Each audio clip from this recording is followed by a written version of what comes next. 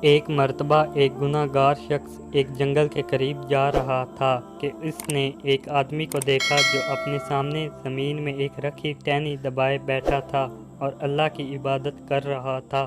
اس گناہ گار آدمی نے پوچھا، تم کیا کر رہے ہو؟ اس نیک اور پرہیزگار بندے نے بتایا، میں سالوں سے دنیا سے دور اس ویرانے میں اللہ کی عبادت کر رہا ہوں۔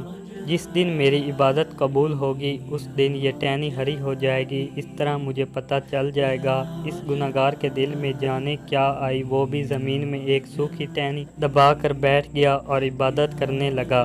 تھوڑی دیر بعد کہیں سے ایک آدمی کی مدد کی پکار آئی اور پکارنے والے نے نکاہت بھری آواز میں پانی مانگا۔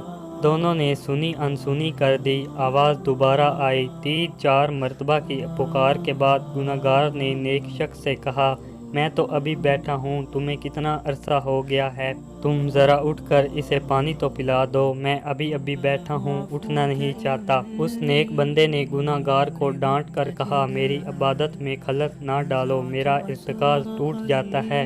جب مدد کی پکار مسلسل آتی رہی تو گناہ گار سے رہا نہ گیا۔ اس نے اپنی جگہ چھوڑی اور پانی پلانے چلا گیا۔ جب تھوڑی دیر بعد واپس آیا تو اس نے دیکھا اس کی ٹہنی ہری ہو چکی تھی اور اس نیک بندے کی ٹہنی ویسی کی ویسی ہی تھی۔